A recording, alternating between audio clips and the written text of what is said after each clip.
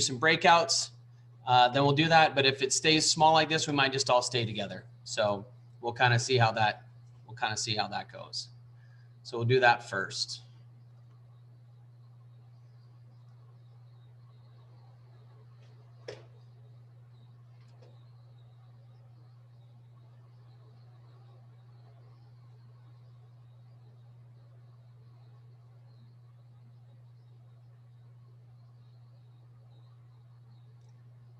And then I'm perfectly fine, by the way, if you guys have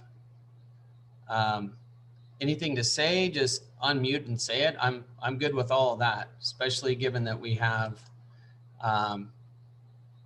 not a lot of people.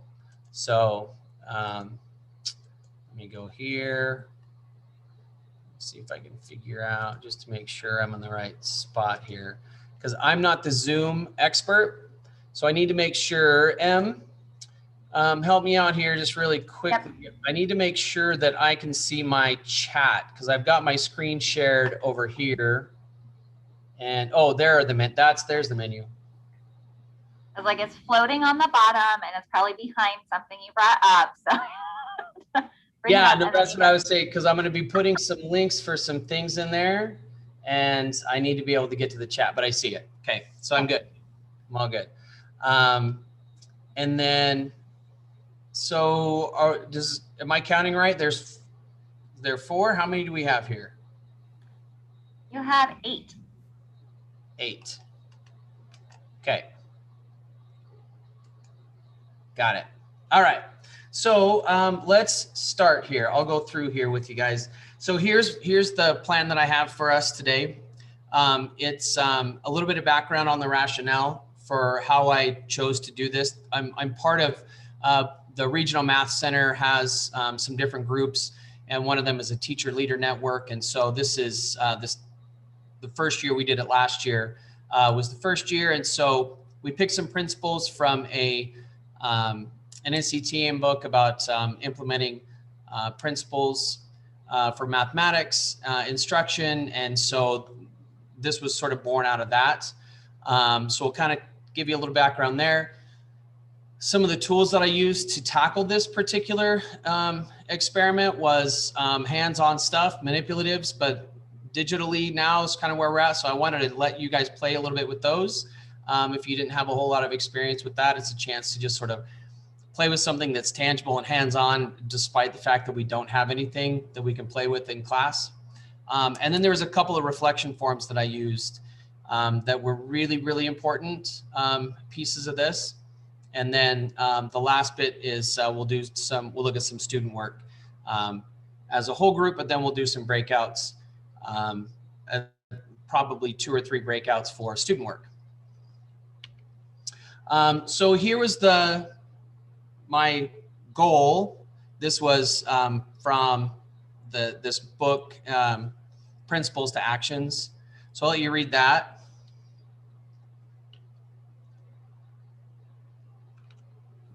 Pretty sure I have that. So then this was, so I kind of got even a little deeper into this and decided that this idea of learning progression, which we're pretty familiar with, this enactive, iconic, symbolic progression. So I kind of situated the goals that I had within that progression. I thought that was really an important piece of this. And so as I went through this, there were a couple of things, like I said, enactive, iconic, symbolic, but that was a sizable commitment. And just to relay that information to you all, if you commit to it, it does have some payoff, but you have to commit sometimes to things like this because it takes a long time, especially if students don't have a lot of experience with manipulatives and those kinds of things. And then the second point was, and this was the really big goal here, was to transfer what they had done with integers to variables and variable expressions.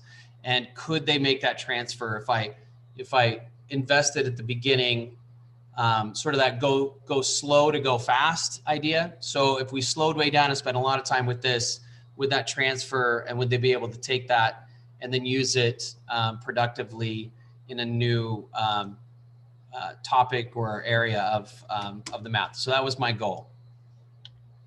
And so in terms of shifting stuff, giving that an active, iconic, symbolic, and kind of returning to that. But then the student self-assessment, that was a big change for me.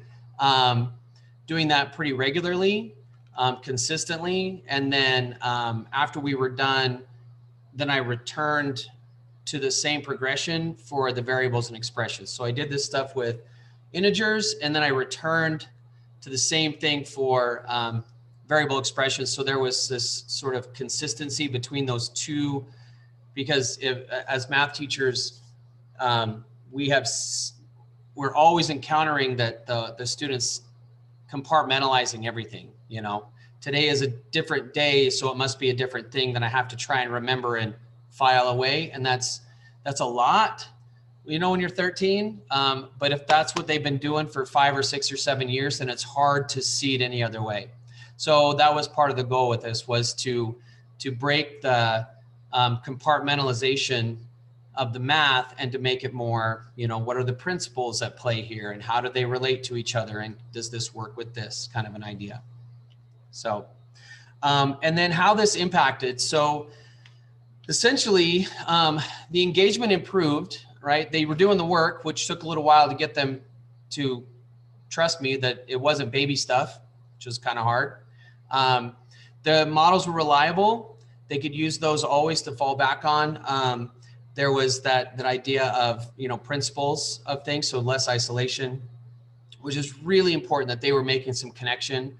I called it upgrading.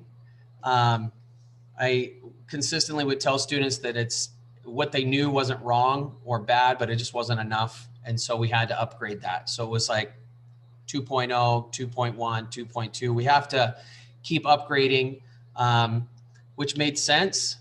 And then within that upgrading, there were these two pieces that we worked on. The first was about number line, which students are pretty familiar with number line. Sometimes they don't use them very well, but they're familiar with them. So that was a good one to start with. But distance and direction was not where they were comfortable. They didn't. So that was an upgrade for most students. That was a big upgrade. And then the other was the removal for subtraction. So almost all this revolves around subtraction, because that's really where the problem lies. We were using these 2-color counters for removal, which is really, really hard. It's really hard for kids to kind of wrap their heads around that. So that's kind of where we're at with like the background. And so here is sort of the context for this. So I'll give you guys a second to read through that and tell me if it sounds familiar to you.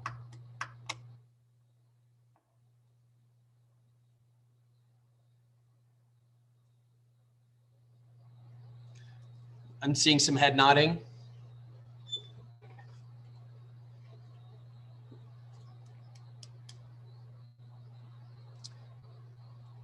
So this was the, and has always been the challenge when we start dealing with integers and in particular subtracting, is that this steady diet of takeaway dominates all their thinking all the time. And so trying to break that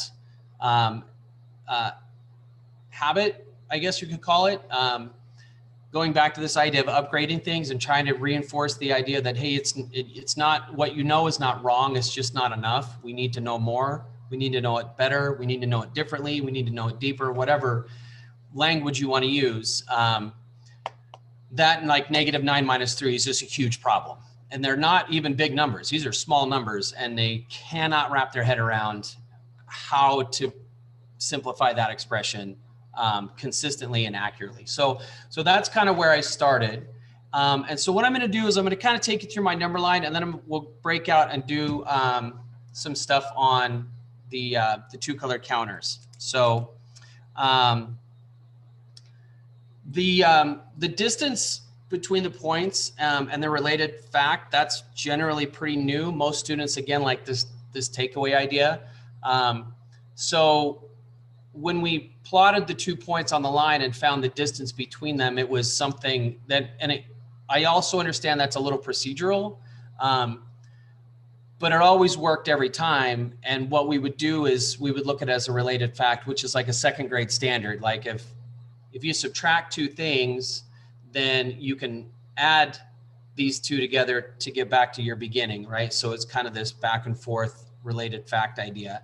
And so something like this, what we would do is we'd say, okay, -9 minus 3 is something. And so we would put the 2 points on the line. We'd say, how far apart are they? And so this is how we would start. And we would do this dozens and dozens of times. And so we have these 2 points, and it's remarkable how many students will still tell you they are 6 units apart. They will draw it, they will put a 0 in it, and they will still tell you it's 6. They cannot get out of their own way. It's remarkable. And then when you ask them to count it, they have a hard time seeing that it's in fact 12. Like they just, and then at this point too, because new integers are new, they don't think they need to count 0. So that's a hurdle for some, which is another reason why I like this number line as a distance kind of a problem, because it forces them to recognize 0 as a place on the line that gets counted, because some students don't. It happened this year too. I had a student who didn't think 0 counted. So he was off by 1 every single time. It's just kind of amazing.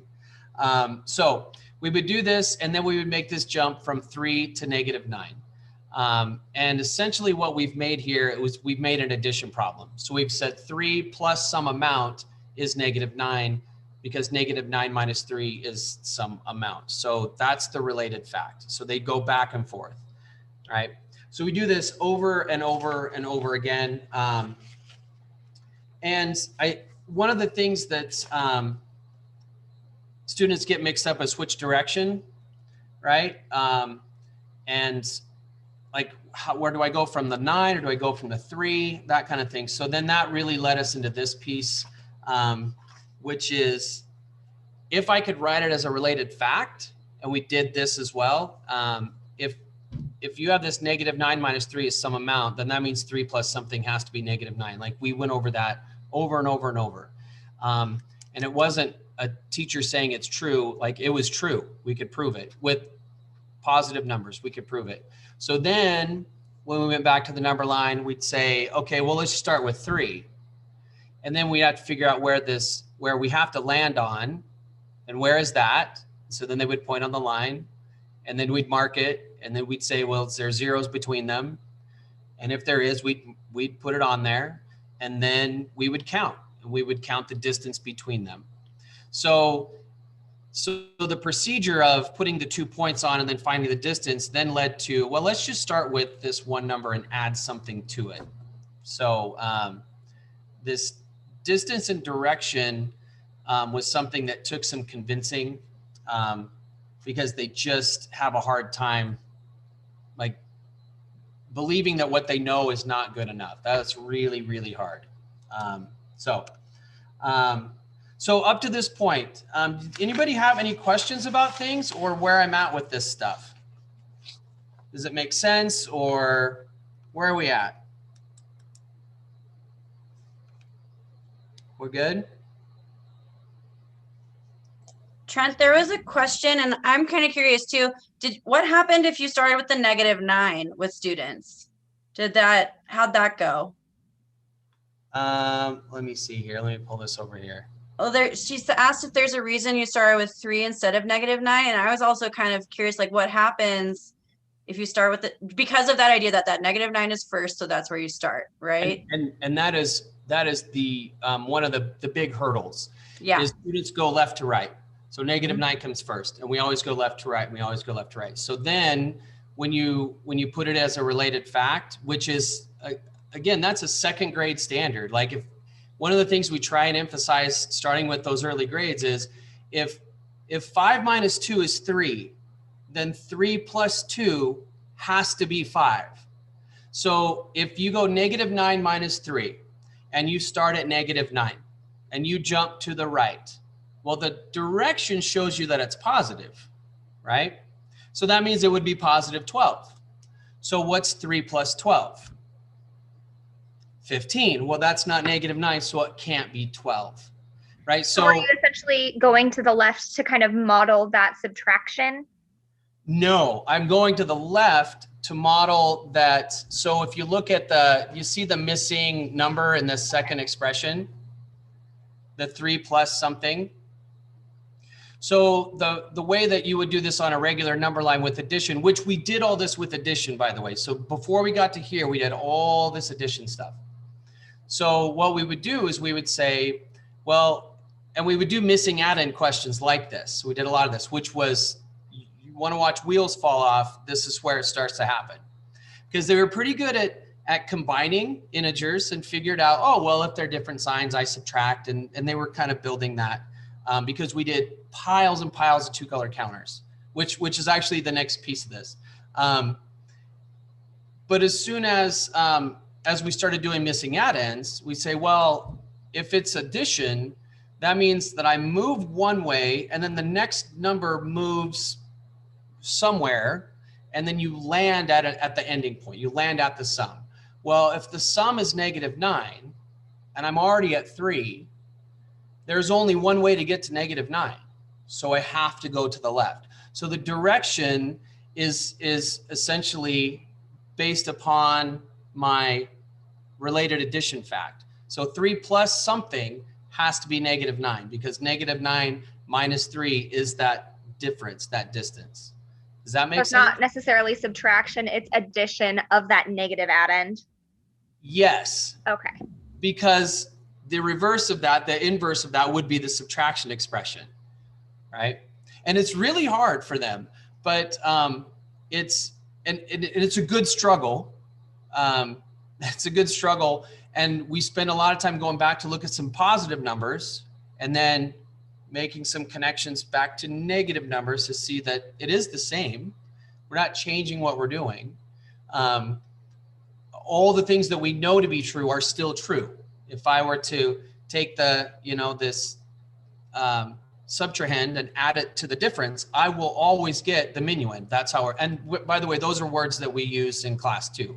Minuend, subtrahend, difference. Minuend, subtrahend, difference. So we know that the order can't change because if you change the order, it's a different sentence, right? So order matters and all this stuff. Okay. Also, one more question. Sure. Sorry, I know I'm being super nitpicky about the model. Do you ever use a different model that shows negative 9 and then shows the subtraction of 3 with like 3 different jumps to the left to get to that negative 12? I don't discourage that. Let me say that. I don't spend any time on that. Okay. And the reason I don't spend time on that is a model of subtraction on the number line that students are really familiar with, right? That's what they know. Yeah. But that doesn't help them realize that negative 9 minus 3 is not a takeaway problem. They will still tell you that it's like negative 6. They will still do that. So what we're doing here is we're kind of trying to challenge a little bit. And plus, distance between points is there are lots of times where we don't actually do like removal kind of a thing. We're not always moving left. We're actually finding the distance between two things. And it's the idea of like 101 minus 98. I wouldn't want to move 98 units to the left. That's a wholly inefficient. But if I know that they are 3 units apart, now that's very efficient. So connecting another way of considering a subtraction expression as a distance between 2 points, which is very new for most of the students, and is a struggle for many of them to wrap their head around because they only see one way and it just takes a long time. So no, I don't do that in class, but I don't discourage it in class. Anything else? We're good. Okay. So let me come back to here. So here's what we're going to do in some groups. Now, I looked at my time here and we're a little short on time. but I still, well, let me kind of give you a little rundown here, and then you give me like a thumbs up if you want to play with this. Okay. So here was my thought here with the groups, because the number line was one way we looked at it. And so we got really comfortable with that. And so then once we were comfortable with that, then I would propose that we do this removal. And I would say, you guys love to take away, that's your favorite thing. So let's do that. But we have to do it in a way that's mathematically sound. So here's what we're going to do. We're going to use our 2-color counters, and we're going to use, we're going to do some takeaway problems. And so what my plan here was to let you guys play with these a little bit, use a random integer generator just to build a couple of expressions, build it, and then just kind of play with it in groups. You could have one person do it and everybody's kind of working together. I think, Emily, they're able to share screens in their groups, right? So if somebody in the group wants to share their screen, but I've also got a Google slide that I'm going to put in the chat here and let you guys make a copy of. Let me do this. Let me go here. I'm going to go like this. There we go. I got to go with this guy. And this one right there. I got to move that. Okay. So we'll go back to here. So I'm going to put this in the chat. You guys can open it up here. And it should force a copy.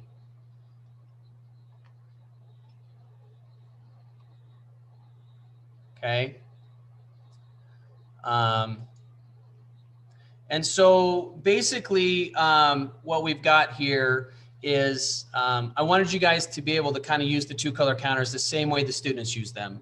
And like, how do we get them to remove something that we don't have to remove, which is really hard for them to wrap their head around. And so my thought here was, okay, I'll give you a random integer generator, you build an expression, then you kind of talk about how you would remove that. And then I've got the slides if anybody wanted to do screenshots and that kind of stuff.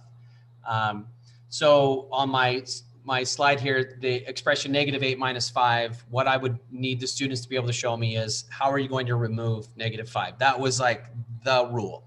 You have to remove whatever the subtraction thing says to remove, because that's what you want to do.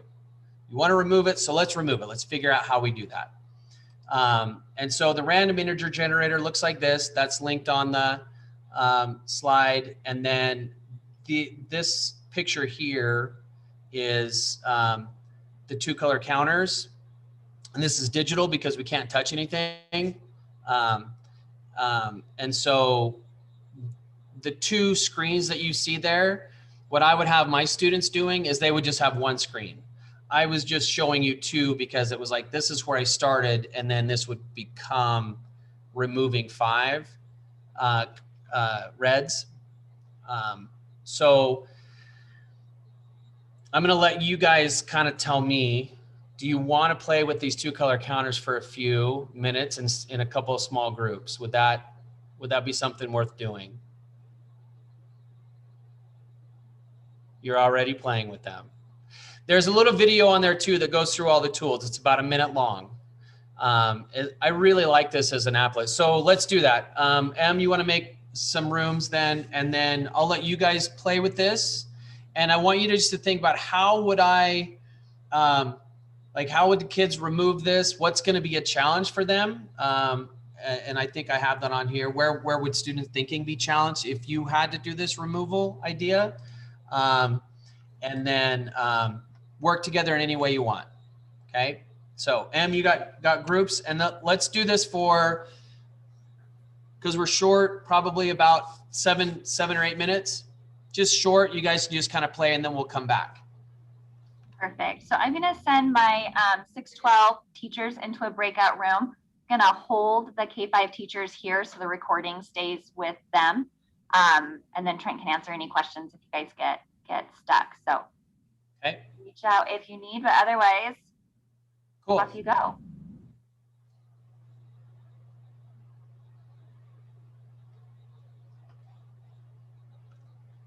Awesome. So Trent, what I've done is just stop sharing my screen. So it feels like a breakout room. And then they can, if one of them wants to share, or if you want to share the applet and work through it, you can do that. So should I stop sharing my screen? Does that work better here too? Yeah, I think so. Got it. Yeah.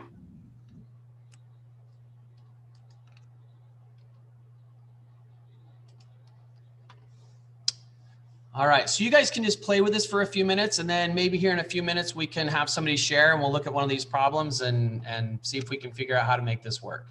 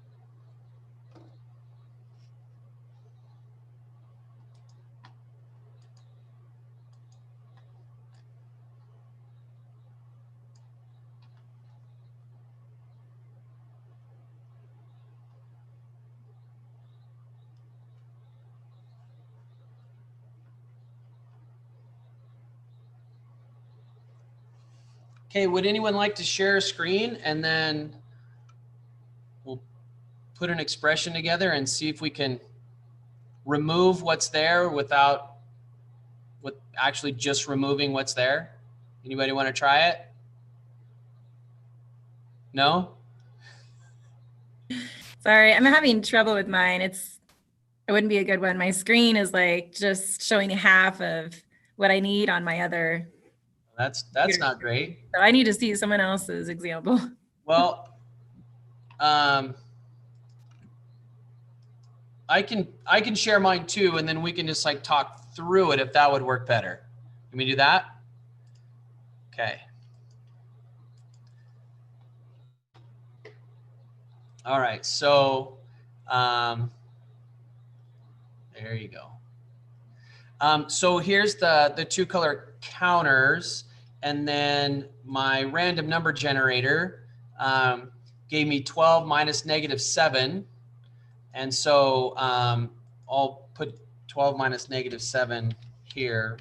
So then we can just go through how do we do that, right? So we have to start somewhere. So what should we start with? What should we do first? Show total of 12. Yeah, so I would put 12 here, 4, 5, 6, 7, 8, 9, 10, 11, 12. And then we have to remove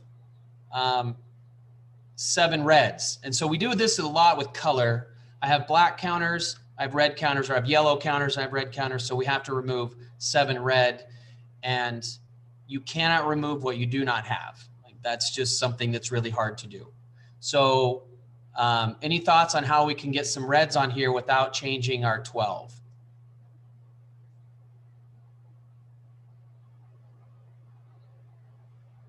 It's a mind breaker. So let me go do ahead. we change some of the positives to negatives then? I have no idea. I'm so lost the math. I love it because we need it, right? Yeah, so I would think you would change the positives to negatives, but I have no idea. Okay, so here's, if this were a 12 minus 7, I would just erase 7 things, right? Because I have those things. But But since I don't have that, I'm going to put these off here, 4, 5, 6, 7. So those are the 7 that I have to remove. I'm just going to set them aside. But if I leave them there, the way the integers work is they're always going to pair up with a positive and make a 0. So I don't have 12 anymore. What I have is some zeros, and then I'll have some extra things. So one of the things that we talk a lot about are these fundamental principles like identity properties in math. And so what do we add to something if we don't want to change what it's worth, right? So what do we add to not change something? 0, right? So then what ends up happening is if I do this, then I end up with a 0. And if I keep doing that, then I keep adding nothing. And so now I have 12. So this is worth 12. Do we all agree?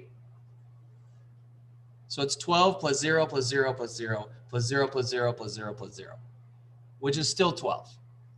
But the way I've got it set up is now I have these reds that I can like remove. I can take them apart.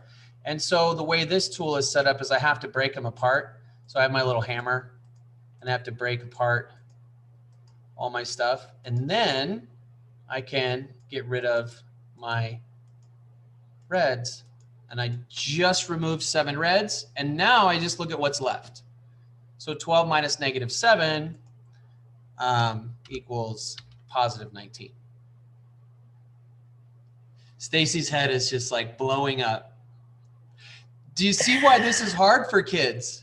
Well, I haven't done this since middle school, and I was like, I know the procedure. Like, I would take 12 and 7, and I know I would just make those those negatives a minus, and I would make them into a plus sign. And I knew that I was supposed to do that, but in my head right now, I'm trying to conceptualize what's actually happening, and I have no idea. It's kind of mind blowing, which is why I don't start with this, right? And when we come back as a group, we'll look at what my students did with their stuff.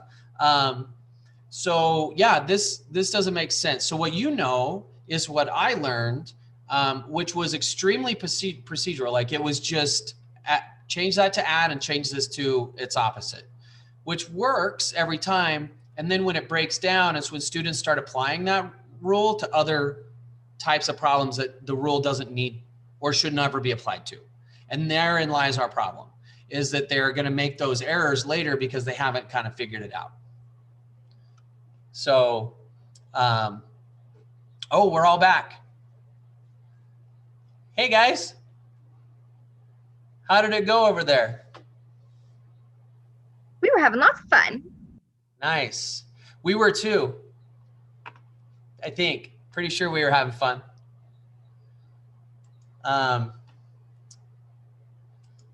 Let me pull this up here.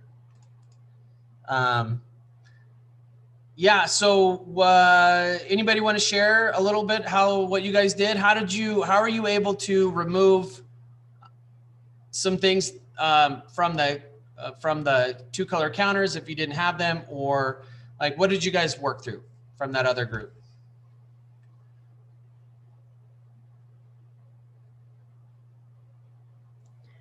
I mean, I can share my strategy. I'm not sure. I went with a strategy that I was kind of familiar with, I think. So we added 0 pairs in so that we had negatives to remove, but we also kind of experimented with if we matched them up. So if we just had +3 and 12 negatives, where does it fall apart? Where if we tried to take it away or we couldn't. So we played with that a little bit too. Yeah. But you know, we ran out of time to figure it all out, Trent. Yeah, I know. It's okay. Yeah, so you remember like slide 3 where it says you have to commit to this, right? For students to really figure out how to do these kinds of things, you really got to commit. I'm always reminding them that we don't want to live with 2-color counters forever, but we need to use them until we don't need them. And when we don't need them, they just fade away, but they will always be seated in our understanding, which is super important. So how do you handle students with frustration? We'll do things like we will fall back on what they do know, and then we'll use the counters so that we can sort of reinforce that it's not that they don't know it, they know how to use these things. We need to see how they're used differently. So a lot of time we'll just fall back on either smaller number sets or all positives, or we just ask lots of questions because they can answer the questions when you're sitting there next to them. You know, do you have any reds to remove? No. Okay. So at least we got that figured out. And so then we start asking those other questions, like Annie's saying we add 0 pairs. And in my breakout, we were going back to those identity properties of what can I add and not change things. I can add zeros and I can multiply by ones. Those things don't change, but they're fundamental to how we operate in math, right? So we need to be able to rewrite things in ways that make us happy. And so there's a lot of that, a lot of questions. So what Annie described and what I showed in my group was basically how we do this. So we have this problem right here. And so this is a removal problem. And so we have these 9 reds and we have to remove 3 yellow. And so we can't do that unless we make zeros. So this is still -9. And then we go through this process. And this is days and days of work with this kind of stuff. And so then you're left with these 12 reds. And it takes them a long time to get there, right? And so, here's, we've kind of done that. So here's where we're at with the section of student work. So I had them do this with posters and make posters in small groups, okay? So here's one of the posters, and I've blown up certain parts of this, so we'll be able to see this a little better. So this student wrote, you need 6 0 pairs in order to remove +6. Right? And then they also drew a number line. So they were kind of doing both. But the poster was supposed to be about how are you going to model this with 2 color counters? And you have to figure out how to do that. These 2 students, like they used lots of nice colors. And so this is what we started with. So they made sure that was really clear. And then remove these positives. This one, I love this one, which is, I love all of these, why I included them. But I kind of highlighted this. So not only did she draw the number line, but she also tells you why this has to work, because I know this works on a number line. And so this has to be true here, which I thought was really, really cool to see a student use the double check and use 2 different models, and knowing this one is, I know this one's right because I know how to do that. This one is right because they match, right? So I really thought that was cool. So the same thing must be true for the tiles. This one I thought was great because this is the identity property, right? If you don't add 0, the number will change. And that was really important. So this is a kid who's kind of figured out some of the identity property. So those were some highlights from my posters that we did. How are we doing on time here? I'm going to let you guys read this for a second because this is where we started to do all my reflections. So take a look at that as sort of an example of a reflection form. And I'm going to calculate some time.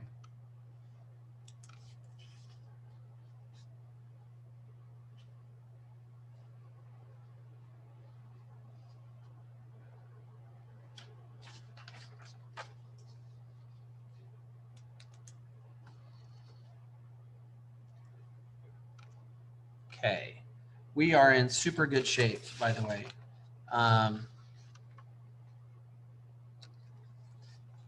So before we move on, any questions up to this point, or like the posters, any of the posters that you want to see again or take a look at before we move on? Trent, I have a question. Sure. With the student self-assessment, when in your lesson or unit do you give this to them? So I didn't have it. We would do it sometime. Honestly, it was all over the place. Sometimes we do it in the middle of the class. Sometimes we do it toward the end of the class. These were paper pencil because this was last year before we shut down. So this part here was paper pencil. And so it was pretty easy just to have them do some writing and that sort of thing. So, and then they just kept it. And I have a note here at the bottom of this. It says the plan is to take time and check in at least weekly. That was the plan. We're going to check in weekly. And I tried to do it a couple times a week. So we would work on some stuff and then we'd reflect on it, where we're at. How are we doing? And then we'd work some more. And then we would, and this is one line, and the original, I gave you guys copies in the materials. The original had like 4 of these boxes. And so they would date the first one and they would say, this is where I'm at. This is my proof, or this is where I'm stuck, these kinds of things. So the reflection forms, I tried to do them as consistently as possible. That was one of the things I needed to do better going forward. So it truly I didn't have a set time. And Trent, really quickly, I just wanted to confirm that you really did this as self-assessment. Like you were not collecting this, but you had them make a plan to reach out to you if they needed it. And that's, I think, like, this isn't an exit ticket. This is a self-assessment. Correct. Cool. And like the X thing was, I know blank, but I'm stuck on blank. So that one was really important. Like, what do you already know? Because you don't know nothing. You can't say I don't know anything, because that's not true. Where is it that you get stuck? I know positive and negatives make 0 when you put them together, but I get stuck because I don't know what direction to go or whatever it is. But I wanted them to articulate what they already had going that was already pretty well understood. So then we could build or capitalize on that in any way, right? So the next little bit here are some of the students' self-assessments that they did. So this was a kid who was in the center. And in that one, I said, like, where are you going to get some help? Who's going to help you with this if you're stuck, because you're stuck? But then I also asked them to tell me if you can tell me where you got stuck, like what is the error that you keep making? And then how do we really work on getting over that hurdle? So this one was, I can get help from my teacher and I keep thinking I need to take away. So clearly my ranting at them to not take away has really, they've learned that those are keywords. This student in the center, I love this because this was before we did the 2-color counters, right? We never even touched 2-color counters as we were going through this. So she's like, I need to find the distance. That is my problem. If I do the distance, then I get it right. Like there's this connection, right? And so then she's already said she's going to do this practice over the weekend, which is great. And then this is a student who said, I'm a green check. And you know how I know? I got 100% on the check-in. Didn't miss one. I'm golden, right? And as I go through these check-ins, this year was a little different, but last year I just said, bare problems, go. Just do your best. No tools, nothing. Just see if you can do this. And I let them use notebooks to draw stuff if they needed to, but that's kind of where they were at. If they were going to be at the green check, they needed to be able to do that, right? Be solid. So, all right. So we are kind of at the videos for the next section here. We'll do this other breakout room. And then, so M, we'll probably, I think, just do the same thing that we had done before, right? So I've got them over here. So I'm going to copy this link and put it in the chat. And before I do that, I'll go ahead and explain this piece too. So I call this the transfer dream. This was the dream that I had in the beginning. So we were working with these 2-color counters, right? And then we started using variable expressions. And so we had spent a fair amount of time relating a variable expression and or not expression, a variable as an unknown length on a number line. So A, N, X, B, all variables, but there was a length on a line that I could measure. And then and then as I counted those and iterated that, then I could count them. And I had some kids that were just so hung up in that they could not wrap their head around that abstraction. So I grabbed popsicle sticks and I threw them on the table like this, and I just colored one side red with a vis-a-vis pen. And I was like, this is a negative. And then we would put them like on a line, and the other side was positive. And so then that became this, where I took, you know, hundreds and hundreds of popsicle sticks and laid them out and painted one side red. And then that became the same thing that they did with the 2-color counters. Like they were pairing them up, they were doing all this stuff. So that's kind of where I was hoping to get to. Because the vis-a-vis pen I had done the year before. Like they couldn't figure it out. So I just like, let's try this. And so that out of that sort of serendipitous moment, I was like, I wonder if this would work. And so I painted all these popsicle sticks, it's like a bridge between algebra tiles, which we're all pretty familiar with, and something less formal, right? So there is no square, it's just an X. And they're clunky and they're made out of sticks, and it's, you know, so the kids really use these a lot, and then we would use these to solve equations too. So I'm going to paste in here into the chat well, where's my chat? Oh, there it is, behind something else. So this is a Google slide. It's got all the videos from some students. There are five videos. They're all short. They're like somewhere between 40 seconds and a minute. So let's go for about 12 minutes, if that's okay. We'll do our 2 breakouts. And what I would like you guys to do is have a chance to, on your own, is it, I don't think it's forcing a copy. You should be able to just open it. And then, so my thought here is this: on your own, you just watch all the videos, and there's enough time for you to watch them all twice. And then you can talk for about 4 or 5 minutes about just like, what do you see? Like, what are they saying? How does it connect to that integer stuff that we had done earlier? Okay.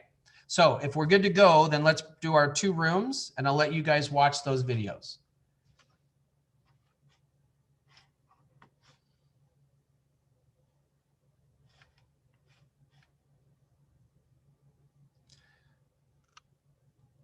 Everybody got them? Okay.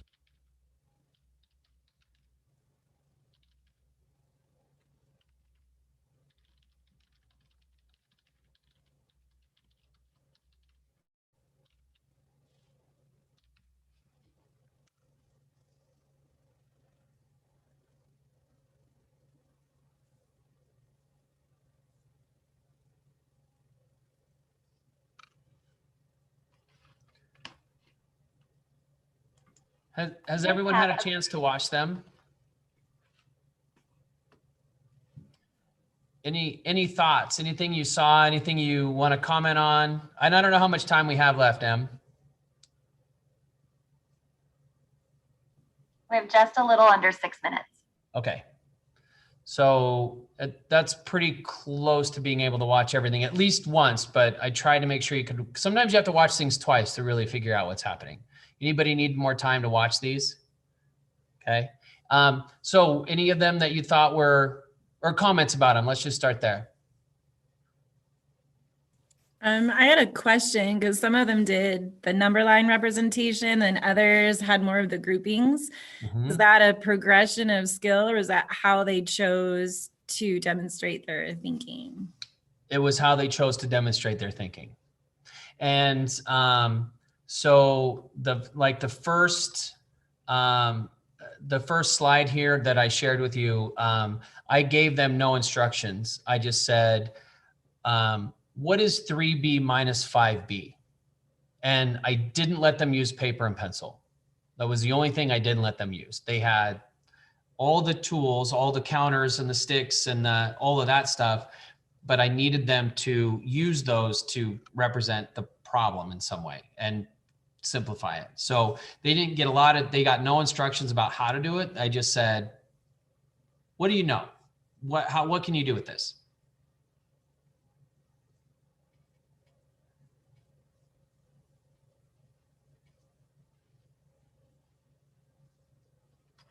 I just had another question too on that. Was that the first time they were working with the colored sticks? Like, did you do guided practice and then they demonstrated their thinking?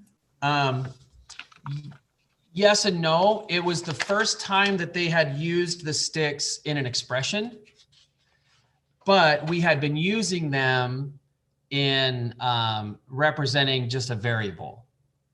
And so we knew, what we did know was that, and we took a lot of notes on it. And then, we would draw a little, like a little stick and then a square to represent some exponent stuff. But then those variables, we were really trying to reinforce the idea that this unknown amount is a length. Whatever it is, it can be put on a number line as a unit of length that could then be counted, added, subtracted, partitioned, multiplied, whatever. And so we spent a lot of time just with expressions, and we weren't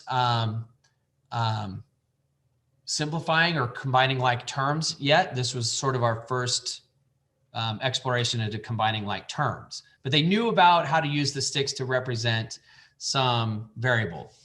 So they did know that.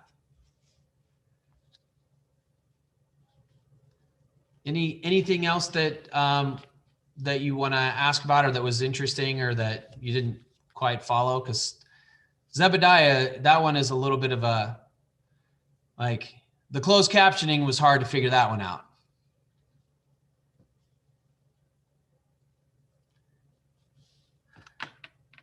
And just to give you a little context for the classroom, so they're obviously working at tables. Well, maybe it's not obvious. They're working at tables, which I don't have anymore because of the pandemic.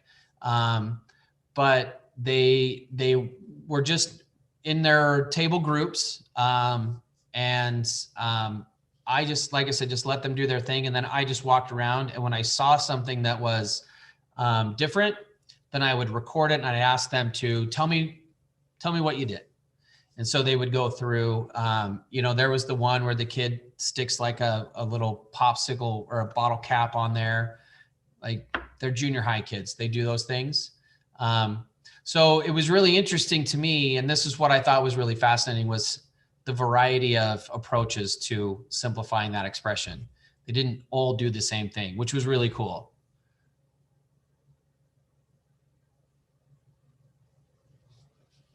Where are we at here, Em? We have about a minute and 20 seconds. Okay. We're getting close. Okay. So that's pretty good. Maybe we should pull that other group back and let's kind of wrap up because we're at 3:17. Perfect. All right. Okay. Thank you. They'll be surprised. Yes, I love surprises. One thing I wanted to say, Trent, is Yeah. just even thinking of the idea of doing that recording as a way for them to share their learning.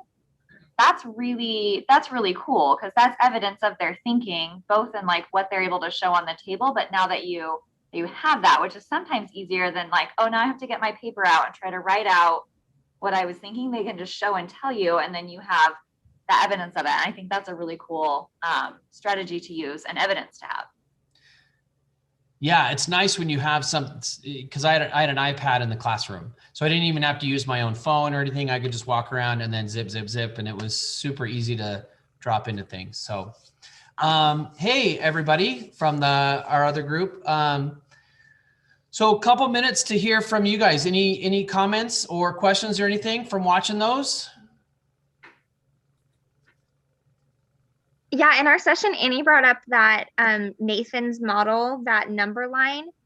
And something that I hadn't even noticed before is she pointed out how he put the zero pair in the middle to represent zero and the connection between the negative and the positive. And that led me to notice, oh, I didn't even realize that he actually had 3 red popsicle sticks to represent -3 and 5 white popsicle sticks to represent +5. So that was just a really cool visualization technique, and even a little bit different from the other number line that they did. Yeah. Thank you. Anything else from you guys? Also just talked a little bit about the power of them being able to really get in deep with these strategies, and then how you're connecting also the ideas of self-assessment to it. And I know I was telling them I know a little bit of the students that you teach, their population, and it's not like they're the like, I'm super great at math all the time kids. And so for them to build this confidence and the academic vocabulary and the knowledge, and then to be constantly reflecting on it, is such a powerful tool to bring to them. And I just thought it was really cool. Yeah, you're definitely right. And I was giving these guys in the group that stayed with me a little context about this, that they were given the popsicle sticks prior to this to represent variables. So they knew about using them to represent a variable. We hadn't done before is using them to simplify an expression. We'd never modeled it that way before. So this was like, what do you know? So this, like I said, this was the dream that I was like, are you going to use zeros? Or are you going to how are you going to do this? Right. And I was super happy with the 2 number lines. I thought that was really cool. But what's funny is the one from Summer where she's like terms, -3 and -5b, that's -8b, right? That was a special ed student. And you're like, okay, so you're figuring some stuff out. And then she ends by saying takeaway or something. And you're like, are you just lucky, or do you really get it? So you kind of never know where if they stumble across some things. Like Zebediah used that related fact. So like a missing add end question, because I know this plus this has to be this, right? So it was just really cool to watch them do all these things and ultimately all end at the same place, which was pretty great. So, all right, I'm going to go back here. We'll finish this off. And there's a whole, there I am. And I'll share this again. We'll go back to here and there. All right. So again, we're back to those reflection forms. We had done all these reflection forms previously on paper. And so now I was experimenting with digital. And this was right before we shut down. So we barely got started in this. This is where we basically were ending. So you can see the form is virtually the same. I had altered it just a little bit. And so what I end up with was, this is one student, right? And you see she's, I think it was a she, I don't even know. This human put a check mark there. So this person's, and I want you to read this and see if you can figure this thing out, because it's interesting.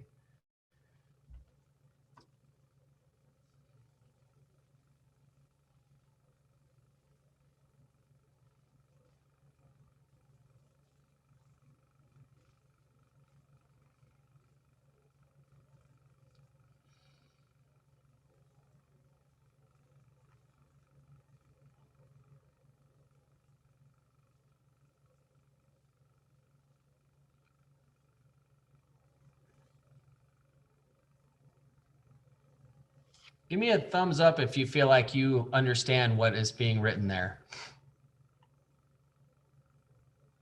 Mhm.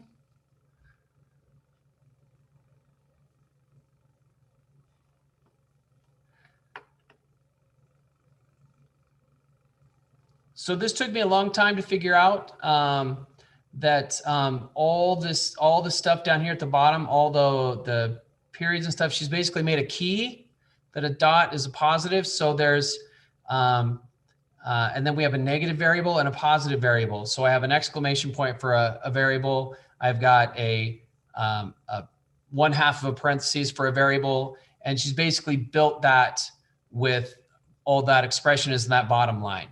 So she's pulled all that together and redrawn the expression and then says the 4n and the negative 4n. So that leaves me with negative 8n because those are zeros. And so this took me a long, long time to figure this out. But like this kid's right. Like I can combine these like terms. I can make some zeros, what's left over. And then the 6 is all by itself. So I'm going to add those 6 dots in. This one, and I'm sorry that it's so small, but I think you'll have a copy of this so you can blow this up a little bit. So this is one where, like I said, we're doing this digitally. So they had their paper copy and then the student took a picture, making sure that the fingernails were in there. So that's important.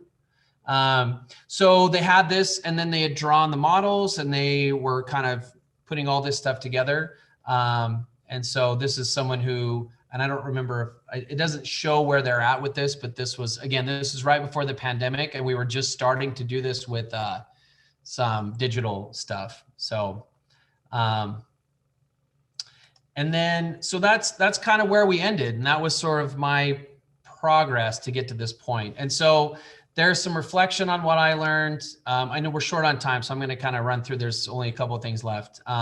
Some things that I considered in terms of revising and reflecting on. And then what I wanted to finish was to like give you guys the same kind of reflection form that I've edited to more than anything else and I'll paste it here, even though there's not really time for you to work with it. But like, this is the sort of thing that you really could use for anything. You just change your bullet points. And so where are we at in this progression? And so for me, this session was about, are we self-assessing, utilizing a progression? And what I found, one of my biggest takeaways from this was that my students are really good at reading other people's work and critiquing it. What they were very poor at was looking at their own work and deciding, what am I good at and what do I know? And they really struggled being able to say and give evidence, because they were good at finding evidence in other people's things, you know, reading articles because they'd been doing that, all that stuff, but they weren't very good at looking their own and giving me proof or evidence that they really understood something. And so this was a really cool way for them to be able to provide some evidence of their own learning at whatever level they were at.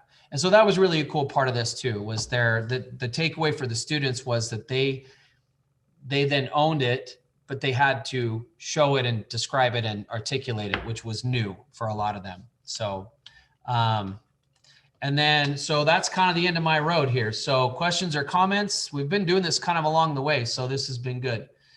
And I know, Em, we've got just a couple minutes left. So I'll stop this and I will stop the share. So last minute thoughts, questions, comments?